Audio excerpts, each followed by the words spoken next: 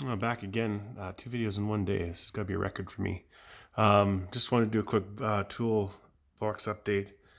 I picked up a few new things last week, or a couple weeks ago, I guess, and had to move stuff around. I'm actually really running out of room, and there's still a few things that I need, or well, don't need, but I would really like to get to make my life a lot easier. That can be going like in the bowl case and stuff, and that's one of the problems with this toolbox is I don't have a lot of deep drawers, so not quite sure how I'm going to move all that stuff around. But so basically, what I got was I picked up some stuff for doing brakes. I did brakes on a friend's Ford Escape, and the front calipers were just your regular, just you can press them in. I used this to press them in, worked really good. The backs were wind-up type, and I've never ran into those, but I did have this OEM Tools wind-up kind of cube that goes on the ratchet. I was able to use this set here, would work in it, but it didn't fit very good, and kept slipping out, and I ended up whacking myself in the face with a ratchet. Left a big mark on my face, could have lost a tooth. So got that job done, basically just rotors and pads all around, and an oil change for her. And got that done and said, screw it, the hell with it, I'm done. Screwed, like I'm not going to risk doing that again. So I ordered myself one of these wind-up back kits. I took the advice that Bruce L had suggested a while ago that I'm going to want the actual kit, and I got the actual kit. Now, granted, this isn't as fancy as like a Snap-on or a Mac one would be, but it should cover all the ones I'm going to run into, I hope.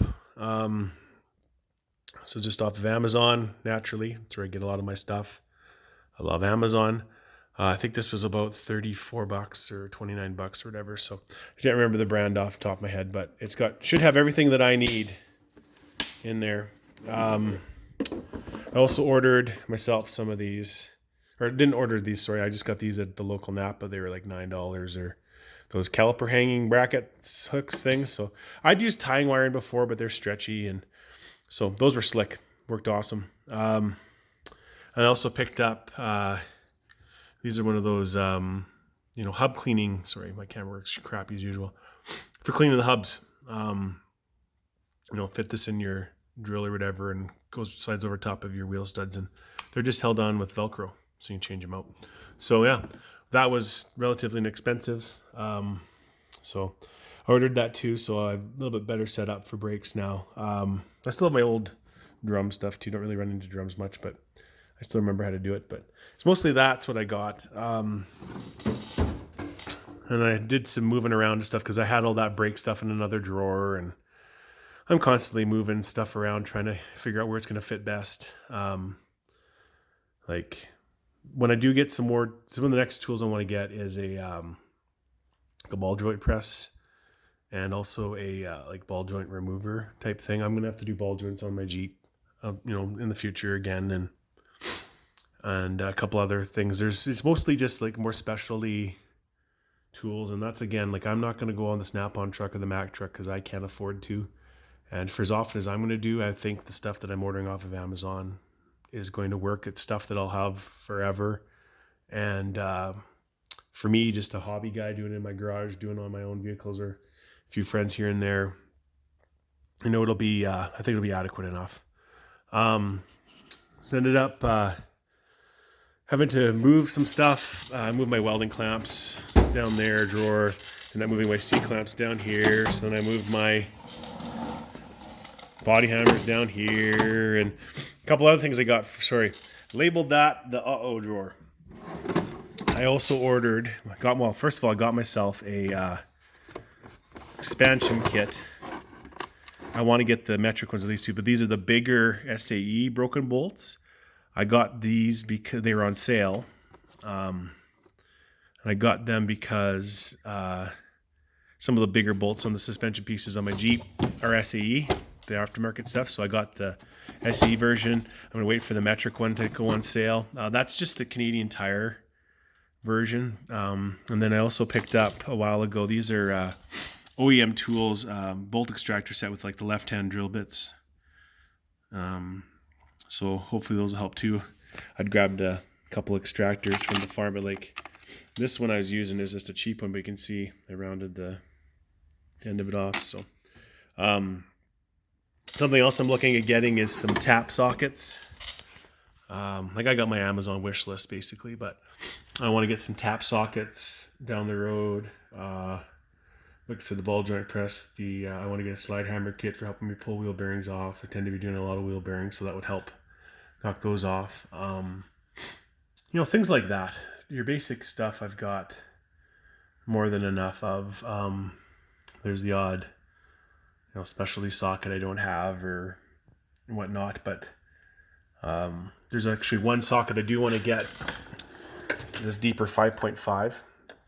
I'd like to get that. Oh, one more thing. I forgot about it. Picked it up at Canadian Tire again the other day. Sales. The Canadian Tires always gets me. But found some metric ignition wrenches. I've always seen, everybody used to have those Craftsman ones. These are metric. Now, the reason I bought these, because who really does works on ignitions anymore? But I bought those for dash work. Because there is a 4 and a 4.5 and a 5 and a 5.5 wrenches. And some of the places I have to get to working on cars and the dashes and stuff, even with my little stubby sockets, it's a nightmare to get in there. Especially just to try and break it loose. So those were on for like $9. So I think I can think of a couple situations where those probably would have saved my butt.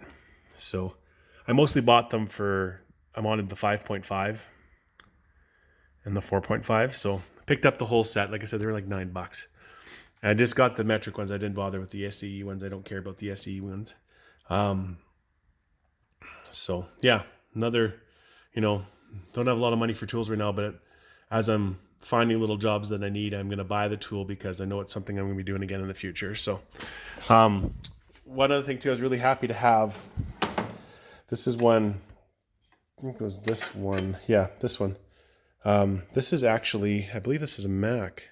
Nope, Snap-on.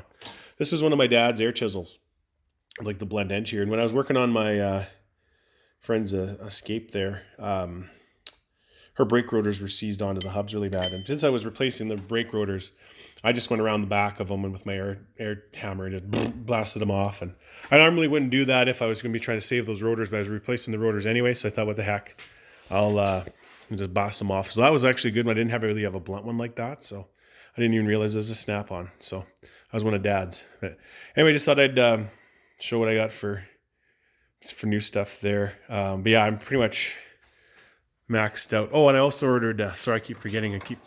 I got some of those line pinch off pliers too. So I was always using vice grips, and so I got some other ones as well. So they were on sale for cheap. So, but yeah, I'm kind of running out of room.